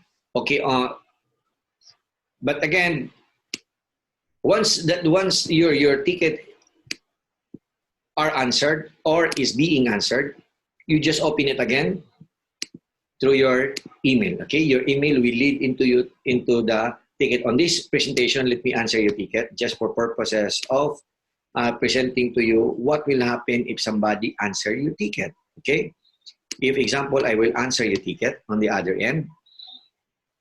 Okay, just hold a minute and I will try to demonstrate to you what will happen if somebody answer your ticket. Okay, if I will answer now your ticket here, I'm seeing now your ticket here, so I will answer your account now is being activated. So your account now is being activated. Okay, we will only make a very simple replies for purposes of presentation. Okay, we will pass the normal protocol of sending email or response because it will take us time. Okay, so if you look at now the ticket, you go back to your email, then click the link, then you will be redirected now to your ticket. And if you look at now your ticket, there is now a reply. Your account is now being activated. And if you want to reply something, if you want, for example, if you want to reply or ignore, then okay. You say thanks for the immediate action. Okay, for just only for purposes of simulations, for us to speed up the process, just click that one. You click submit. Okay. After submit, you can check now your ticket here, the reply, when was the reply and who replied you. The reply is Edgar Nerosa Alegre, Executive Director, who replied you. And also your reply here, reply by Edgar Alegre as a student. Okay. And you will know now your ticket number is here. So for example, if you're already contented with the address and you don't need any more further discussion, or no, you do not need any more to follow up on the ticket because everything was already resolved, So please just click this one, mark as resolved. Okay, when you click that mark as resolved, it says there, your ticket has been resolved. So that's how it works. Now, let's close it again. Do not worry, nothing is lost. When you go back to your email, there is always the link on your email address. Please do not delete the link, because when you delete the link, you will lose with your ticket number. So again, I can open it back here. So for example, along the way, I encounter, I will close it again. Along the way, I encounter other problems. So instead of creating a new ticket here, instead of opening a new ticket, I rather suggest you to go back to your ticket on your email. But if you lost that one, then that's the time you create a new ticket. But if you still recover your email better follow the link. Otherwise, if you're having hard time to do that, if you want to make it fast, you can do the other way around. Just opening to our page, then click on the support ticket. But on this instance, why is that I suggest you to go back to the previous ticket, so that you do not need to explain further what happened next, what happened before, what happened prior, because there is a data that was happened previously. So I will again here, I click here open. You click here open the blue where you resolve, you click it open again. Then when you click it open again, you can check that there is now a new box here created. Okay, so that's how it opens. So I will now type. Okay, I type it back. Just be careful with your mouse, because your mouse will sometimes redirect you to another page. Okay, there is now a blank below. So I will type here, please, sorry, I will make it capital, but okay, please review my account as I experience difficulties in logging in.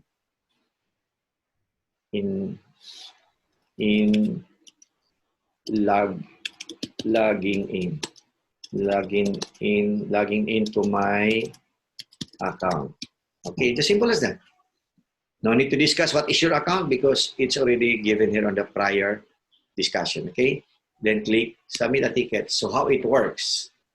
So for example, you was replied and you're contented, and it says here, state here, your reply to this ticket has been successfully submitted. In other words, your concern was submitted to us, and if somebody reply you here, which says your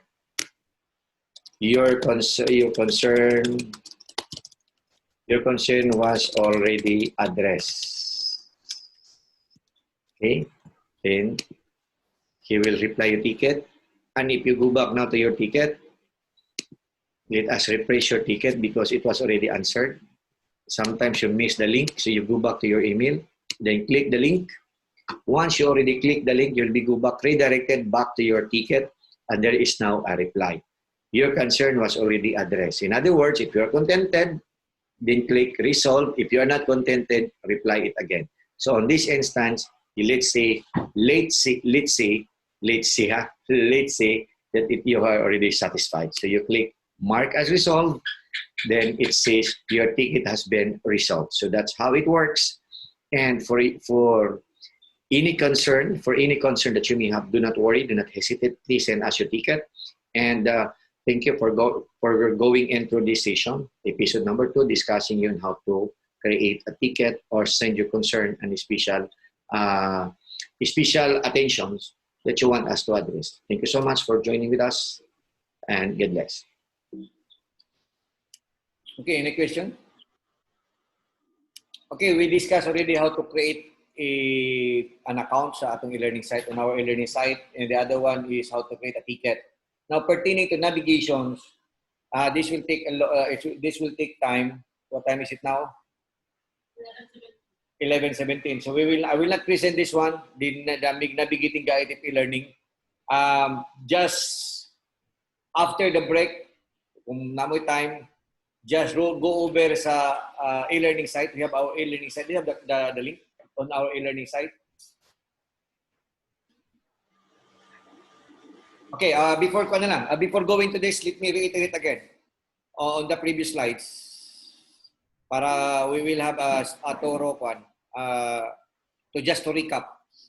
Now, what I would like to drive for this training is that let us master on the 6 modality. These are the 6 modality that we're going to hit the GAITF trend. No, this is to comply on the GAITF trend, e-learning trend. First one is virtual meeting class or lessons. Now, virtual meeting class. So when you conduct meeting inside the classroom, please take note that we have to use Zoom. Gets? Then on your Zoom, please have it live, submit it to your page, group page. So ang atong platform that will be used is Zoom. So if you have problem with internet, please do not make it a reason because we have now lunch Wi-Fi. There is a school. We have now a strong Wi-Fi now that can cater for you the conduct of the training through live transmission, through virtual meeting or virtual class. No? So your class now should be virtual through Zoom. Then from Zoom, we will teach you maybe tomorrow. Tomorrow will be Zoom. We will focus on how to use Zoom, how to use Zoom, then how to transmit our Zoom discussion through our page. Okay. So first thing first, this afternoon, we have 4 PC here, or if you have your own PC or cell phone, you can create a Zoom account. Please take note, you must have your Zoom account. It's on the next slide. It says, you must have your Zoom account.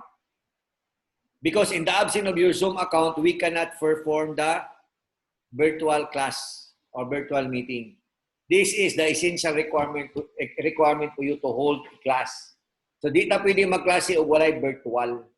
So again, if you want to do virtual, this PC here, this room will be intended for teachers. This room is intended for teachers. And student can use the computer laboratory. So this is for teachers. So for teachers, we have 4 here. We will set up siguro another 2 or 3 laptops here para you can simulate at the same time. All of you can teach at the same time.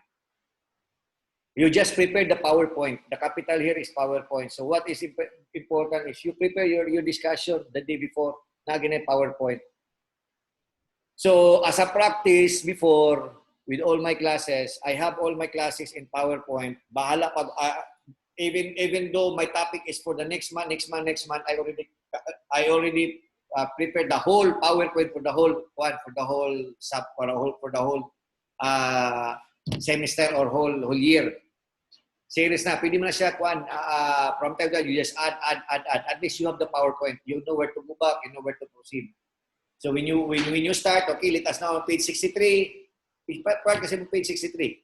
You just copy the heading sa imong first page, you move that to page 62 para that is your starting page sa imong on your PowerPoint. So this time it's more on PowerPoint. So tomorrow morning we will be having others can join us by Zoom. Pwede pa rin, they can still join by Zoom. All of you can also join here. But after that, I want you to do the Zoom activity. So that the output for tomorrow is a live Zoom lesson. So I will check your individual live Zoom lesson in the afternoon. So kamo na bahala kung discard how. So in the morning tomorrow, it's about how to make a class via Zoom or Google Meet. Google Meet and Google Zoom are totally the same. But when it comes to features, it's better Zoom. So I suggest you use Zoom. Okay, kung magamit ka o if you're gonna use Google Meet, the problem is you cannot go live on Facebook. Whereas on Zoom, you can go live on Facebook and I will teach you how. So I'm now my Zoom, like what I'm doing now, I can transmit this to, I can conduct this training now live with people joining with us and have it transmitted on our Facebook page. Pero I did not do that. Why? Because I want this training to be face-to-face really, or kanang real time. When you say real time, what is that? Synchronous. When we say not real time, they're just following me. I don't like asynchronous learning for this topic. But on your topic, you can do synchronous and asynchronous learning. So you just put it on live, then the rest who cannot catch up, they can do asynchronous learning. So we have now new terminology, no? Synchronous and asynchronous learning. So again, the essential requirement tomorrow morning is use Zoom. This afternoon, I want to make sure that everyone has a e-learning account. and you will able to run through with the e-learning account. Si Sir Palado can help you, no? To go into the e-learning account so you will familiarize. Why? Because maybe on Wednesday, I will teach you on Wednesday morning how to prepare the learning path. How to prepare a learning path on your, how to match your, how to synchronize your, not asynchronous, synchronous, how to synchronize your e-learning path and your activity. Your virtual activity. When you say virtual activity, that is Facebook page. Gets? Larix? When I say virtual activity, that is Facebook page. When I say e-learning site, that is our platform. So when you say e-learning site, that is Global Academy page. So whatever in your learning path must be matched in your activity lesson. A virtual lesson. So ato nang buhaton on Wednesday afternoon. So I will see the output. We would like to make sure that everybody knows how to do that training. Why? It's easy to listen, it's easy to teach, but the problem is how to apply. The question is on how to apply. So we cannot give you exactly the assignment if we cannot vouch that you can really perform, because we will certify that you can deliver the training probably. And we would like to see your output. Your output here will be compiled and we will do something that to DepEd. If DepEd will check, this is to prove that this teacher are able to undergo training and they're able to finish this output and they were able to do this because this is our e-learning trend and modality.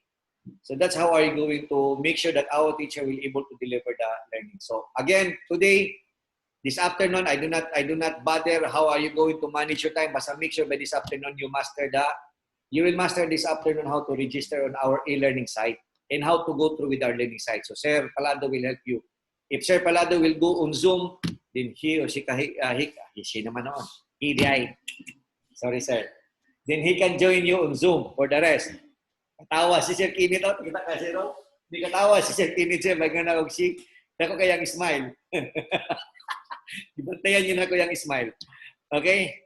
So, make sure that you will be able this afternoon to familiarize the GAITF learning site. You already know how to register and you know how to register the ticket. So make sure you can write a ticket to me para I can see you're able to make a ticket. And how can you encourage your student to send a ticket where in fact you yourself were not able to have tried and have an account. And once you submit to me your ticket, I will create you an account para you can access. Then on the ticket, if you submit me, then I will put there grade 7, grade 8, grade 9, grade 10 that will be added below. So if you're a grade 7 student, when you go to the ticket, you click grade 7, then you will submit your concern and that all teachers assigned to grade 7 can see the ticket, the concern. So that's how it works, no? So for grade 8, you just click on grade 8, then you submit the ticket. So all teachers teaching grade 8 can see the ticket. So simple as that. Now we'll go to virtual coaching. I will highlight this one. So again, tomorrow, let's have the timeline. After the end of the training will end on, you know ba, June 12? Ang training. At the end of the training, we will give you certificate. So both that you undergo the training, then your output, we will submit your output to prove that you can teach the whole, you are qualified to teach the whole year 2020-2021. What is good if you undergo this training, mark my word. A private public teacher knows you that you are able to deliver this. If they need teachers, you will be the hot pick in the lineup. Public school, not to boast, public schools are not so much familiar on the modality on how really to undergo the e-learning process. Sa Bisaya pa nagkamagok sino? Sa Bisaya. Di ko nakabamo siya kamao ko na. Ha? Di na term dia kana nagkababa how to deliver the learning to the student.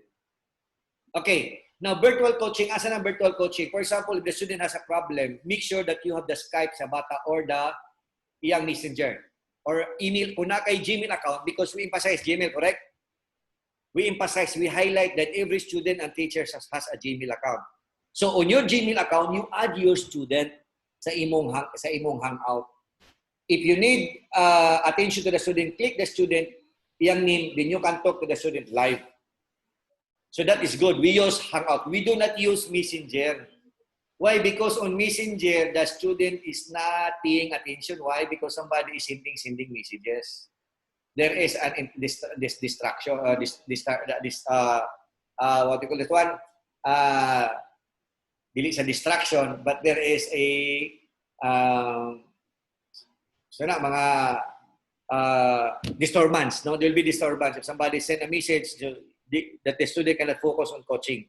So use Hangout for coaching or Skype because that is face-to-face. Now on Hangout and Skype, you can do coaching up to 10 students. Do not go beyond 10 kaya daghan na po kayo. So when you coach, just click the name, pak, then do a virtual coaching. So sila tanan will be ring ilang phone. Their phones, devices will ring. Once they click, you are now in a group conversation. So that is group coaching. So we will suggest you to do the group coaching through Hangout or Skype. So other than Skype and Hangout, please do not use that for coaching. So only Skype and Hangout for one simple reason. Mingon mo, Messenger is good because usability and accessibility and commonality. But the problem is we have to laser the disturbance, no? And barriers. If there are barriers in learning, kada mga disturbance, those are barriers in learning. So we have to avoid barriers. So in coaching, there must be a face-to-face using Skype and Hangout. Now again, virtual lesson will be taught tomorrow. Again, I'll say it again. Tomorrow morning at 9, I will discuss on virtual lesson. Virtual lesson and virtual meeting. Ako nang i-combine tomorrow. So I will discuss tomorrow virtual meeting and virtual lesson. This morning, I discussed e-learning, di ba? E-learning lang. But tomorrow, I will discuss virtual meeting and virtual lesson. Kung saan nga isa nimo ka-take off, duha ang tama. So you are able to conduct virtual meeting or virtual class at the same time you are doing a virtual lesson. Gets? So we will do that tomorrow. And on Wednesday, please take note, on Wednesday, we will do now the matching of the two. Ang virtual lesson o virtual lesson, virtual meeting, and the virtual activity, ang tulo, mag-line up ng tulo on Wednesday. So once you can do the three, then that's already a good signal that you can perform the work as a teacher for school year 2020-2021. Again, I say it again, why we do this? You know why? What is the rationality? Because PIAC and Sambal Sotap mandated us to use blended program as the less modality. When we say less modality, di ta mo go below. So, ang di ba ang giingon, blended is 30 to 80. And if we can reach 80 and beyond, that is online na learning. So, as much as possible for our past learner, we do that online learning. So, katong dili mga past learner, we will do blended for them. So, atong klarohon, we are using, pakutan unta, what will the GAITF use? We are using two. Blended and online. Online for fast learner and blended for slow learner and average. Otro na ko, average and slow learner must have to undergo blended. But for fast learner, when we say fast learner, back up with technology. Doon na siya internet sa balay. Doon na siya device. Even fast learner siya, but he does not have the device or internet connectivity din. Ang iyang option is blended learning. Kagets? Ay, klaro nax, no? Clarex. So we have only two modality lang. We have the blended learning and online learning. We have two blended learning lang. But we have different modality. There are 6 modality under 10 trends. Di ba 10 ang atong trends? Ako lang gi-review ang atong gi-discuss the whole day. We have two modality, blended and online. Pag fast learner, then with technology, online. Pero pag dili sa fast learner or wala sa technology, automatic blended learning program siya. But no traditional. Again, no traditional. It should be only 2. Then we have the virtual. GAITF virtual learning comes into 6. Doon na tayo 6 virtual learning. Virtual learning. Doon na tayo virtual meeting, virtual coaching, virtual lesson, virtual activity, virtual learning content or curriculum. Then we have the virtual portfolio. So, unong kabuok ang atong virtual learning. When we say virtual learning, that is e-learning, pareha lang. How are you going to do your e-learning? If somebody will ask you as teachers, how are you going to deliver e-learning? Ma'am, we have 6 virtual learning classes. Kung tanong ka, what is your e-learning? We have 6 virtual learning classes. We have e-lesson, e-coaching, e-class. We have the e-learning content and curriculum and the e-portfolio. And e-portfolio with virtual portfolio. So 6. Gets? Clarix ta? I hope that is clear to us this morning.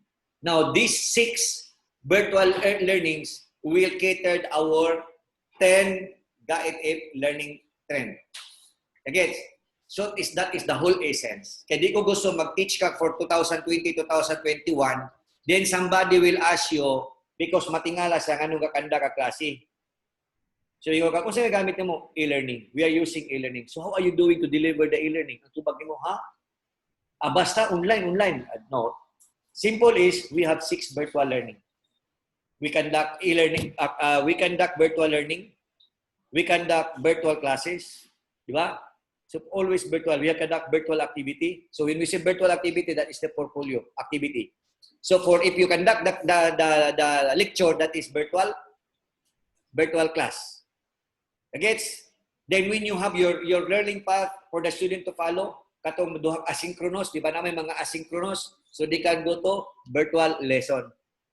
Ang asynchronous. Then unsa ang content sa inyong quad, doon na may virtual content and virtual curriculum. And the last is we have the virtual portfolio para sa gradings. Kaya how are you going to grade your students if you don't have the virtual portfolio? So dito na mga grade sa bata tanan. If again, ang bata gisulat niya ang papel, ang iyang answer, picturean lang isend. That's enough for you to give grades. Basta everything now is virtual e-portfolio. And how to do that, we will discuss virtual e-portfolio on Thursday. Gets? So tomorrow we will discuss akong balikon virtual meeting and virtual lesson. Then on Wednesday we will discuss up to activity. Okay? Up to activity. Taas man activity, di ba maghimo tag idmudo? No? So we will discuss that on Wednesday. Then on Thursday we will discuss the e-learning content. Actually, we will finish on Friday the output. I will see the output on Friday. Kung makahumanos yung output on Friday, then pwede na mo taga na mo certificate for compliance. Pero ang atong ibutang sa certificate is 10 days.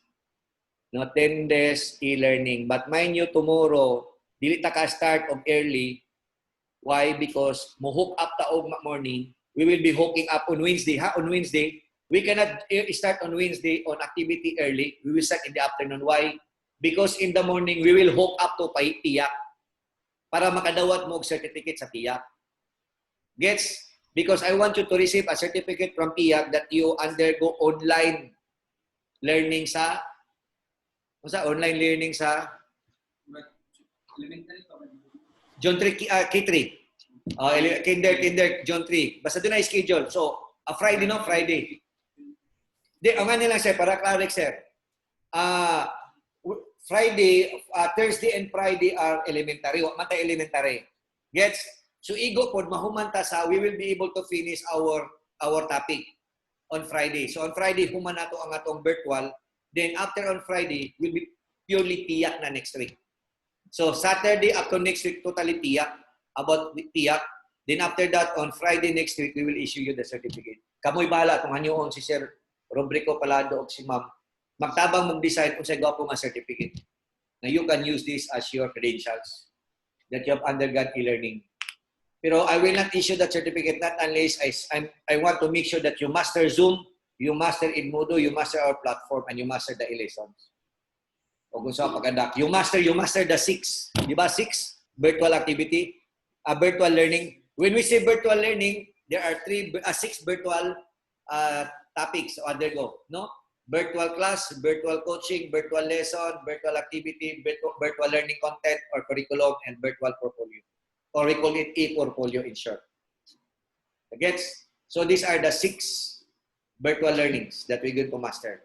If we master this, di na po mahadlok na mo ani, somebody will come in and examine the teachers. Because I know that you can deliver the lessons. And even you yourself, makaingon mo kabalo na mo kung saon di ay how to conduct an e-learning class or virtual learning class. So what I'm doing now using the Zoom is virtual class. So, si Kenneth, si Ma'am Der is listening with me to virtual, and si Sir Arias and Iniro mo, asa na sila. Maybe galuok na ng duha diha. Oy, paggawas mo. Nanago ang duha og asa ni. Okay, nara diay. Diyos ko Lord, anana nasa likod, sa bakay.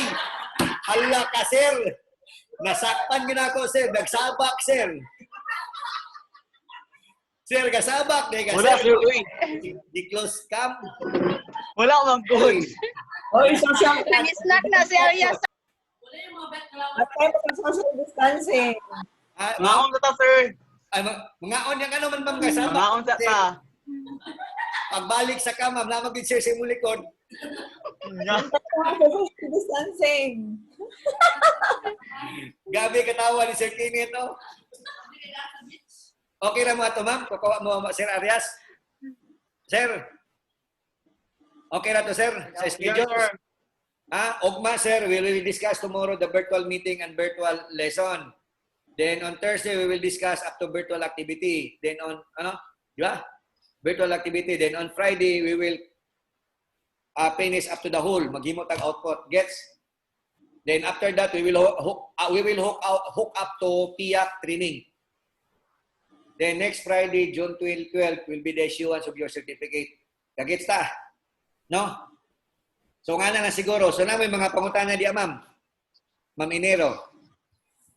Murag wa makakapokus, ma'am. Si Sir Arias may mong gipokus. Natulala lagi mong duha.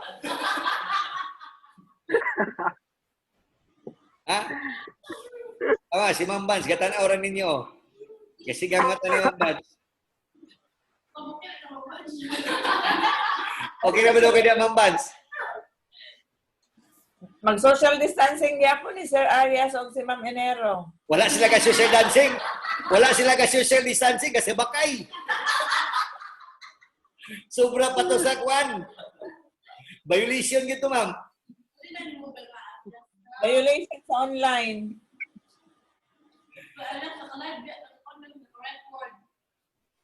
Okay na. So, other questions? So, sa'yo, wala sila ta?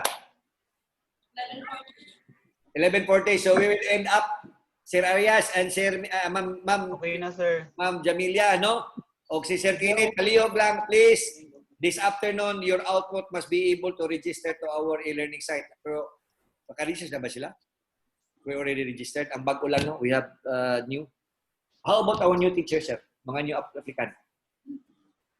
Hachin. Si Ma'am? Asa Ma'am Ruiz dia? Asa Ma'am Ruiz? Pa malagi siya lagi?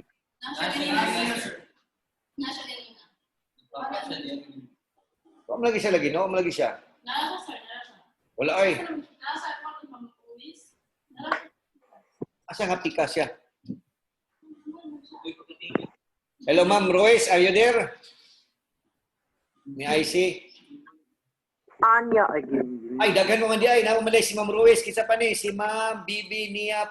Ma'am, ate tiya, nag-record ni mo, sir. We will get the attendance, ha?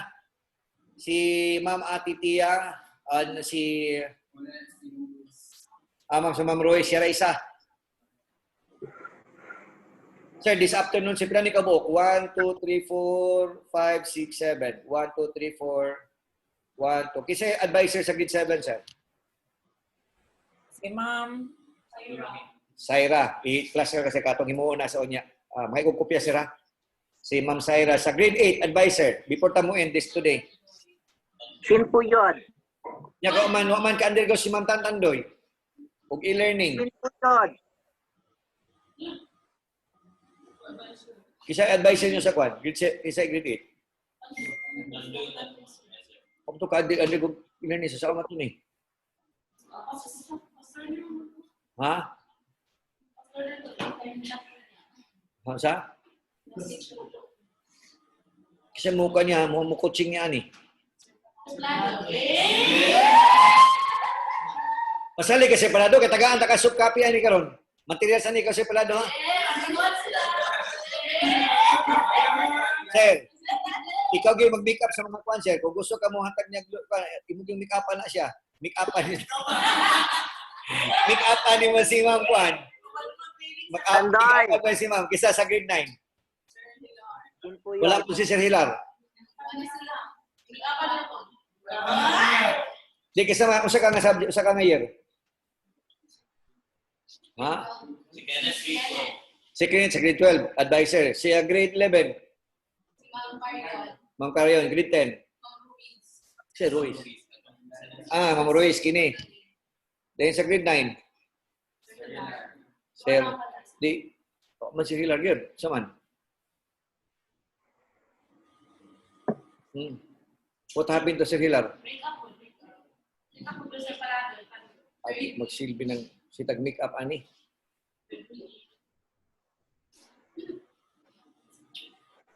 Masa ba get gani Sir Hilar? Grade 9? Mga di na siguro kung di magani. May ba yung reporting? Lahin. Wala yung report. Tumulay. Saman. Mayroon.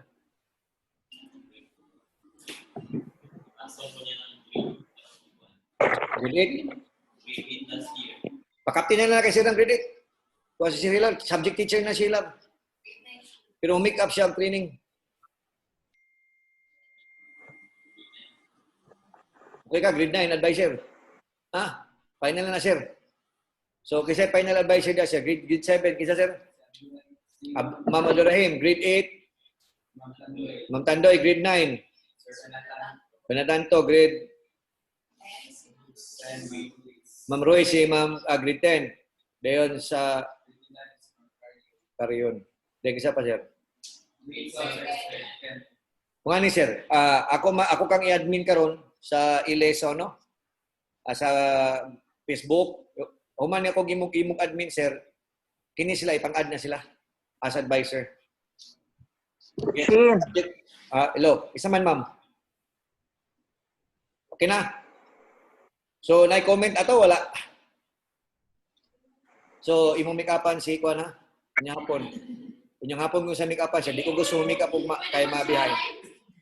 Sir, if she wants to make-up sir, today, dili ko gusto pwede nga make-up ugma. Kung di siya po make-up today, ugma, lahi advisor sa grade 8.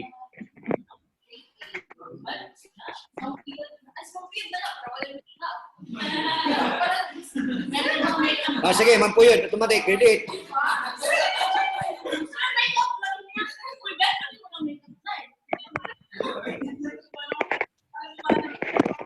Pero tanang subject teacher siya, dili ka teacher, o walay concept, walay make-up. So, make-up pa yung mga matulog subject teacher.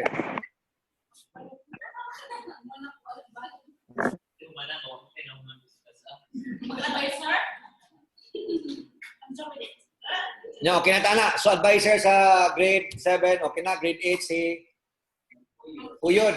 Grade 9 si Banatanto. Grade 10 si Ma'am Ruiz. Grade 11, Carion. Then grade Sir Kenneth. Okay na ta? Ha? Hoy! O saan? Kasi na pangutana. O saan Sir Kenneth? Di daw ka mag-advisor? Ha? Di daw ka mag-advisor? Di daw siya mag-advisor. Kaya advisor. Sa grade 12. Sige. Advisor sa grade 12 si Sir Banatanto. Kaya nakakama ka sa katawang mga portfolio, mga bata. Dayon. Ha? Grade 9 si? Ikaw, kaya nga grade 9. Dili, sir. Dila kayo. So sa grade 12 ka, kasi bakante grade 9. Grade 9, si Kuala lang. Atong i-make up si Tandoy. Karong hapon, tawagan niyo si Ma'am Tandoy. Asa man kayo? 9 na lang ka man puyod. Si Ma'am Tandoy sa 8. Kay gay, di ka kuan. Sir, kawan. Ano yan lang, yan lang. 8 na kasi. Sige. So sa grade 9 si Ma'am Tandoy. Pero make upan niyo sa Ma'am Tandoy sila. Karong hapon. Ha? Imo ko lima teacher ako yata kilo nay pangutana si Kenneth. Si Kenneth taga-iglods sa mga grade 12 kasagaran nga subject. Mga grade 12 na yaw, grade 11. Okay ra ka sa Kenneth? Okay. Si Adi. Kasi si Ma'am Jumaria. Ako sa kita si na di ka mag-advisor. Ay Ma'am Jumaria, Ma'am Jumaria. Paminiro. Yes, sir. Ikaw na advice ni Grade Dili ko. Hoy, Jamalia. Dili ko. Grade Dili 10 ko. siguro. Grade 11. 8. Masama. Ayaw lang, dili asa ko mag-advisor karon, sir. Hoy, Jamalia, magtinabangay, manggod.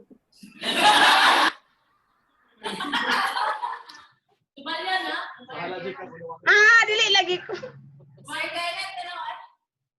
Si Kenneth na lang, tabangan ang tanong, Ken. Pili ko kay mag-online teacher ko. Mag-online na si teacher. Apply sa DepEd online teacher. Now, online teachers. Pero kaya lang kala siya kag internet nan.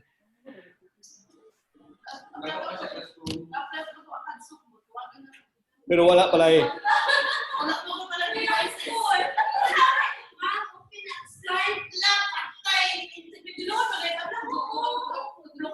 Okay, kasi grade 8.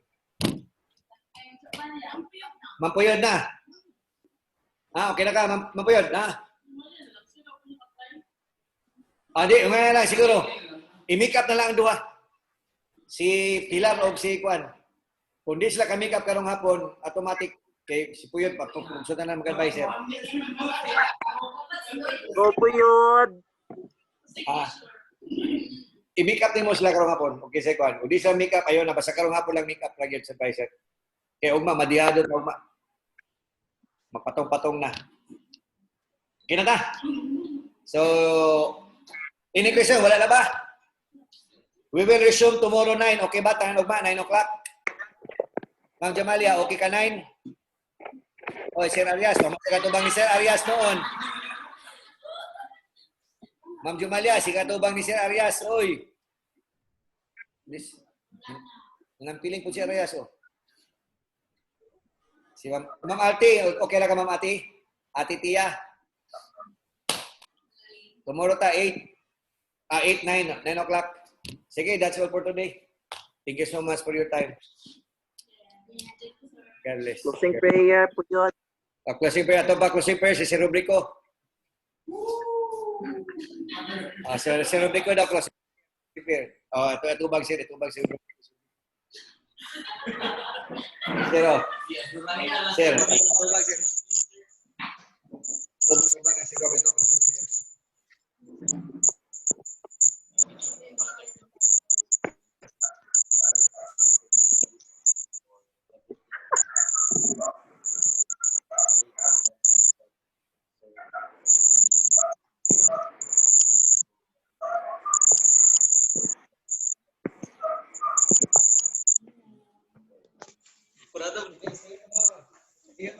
Mulai tidur. Anay.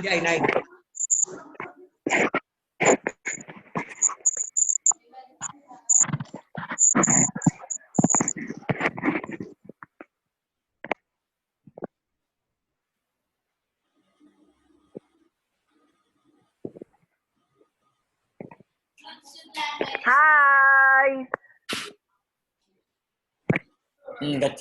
Gachismis mo ni. Kasi gachismis ni Kinit. Enggak sih lagi kasih atiya di ay. Mas Karyon, daghang ko bulak diri.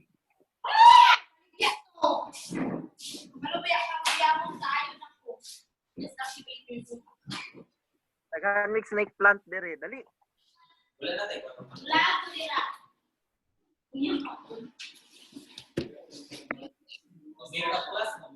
Si Mama Tia kay dire sa katingo kay yang mic naka-mute.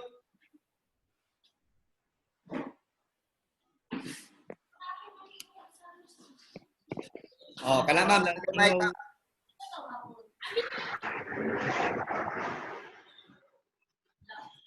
Wala lagi si Puyod nga babo. Walang tingog. Ano sa naman eh. Oy, Oh, buyag, grabe. pagkita ka nila. Situin nila. Situin nila si mo.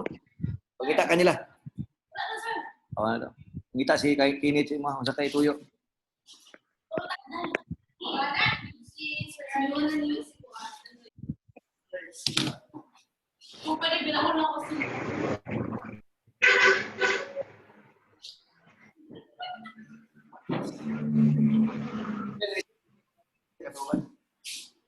Sa pinauting. Bingin sila ko yung router dali o pa na ikusog signal.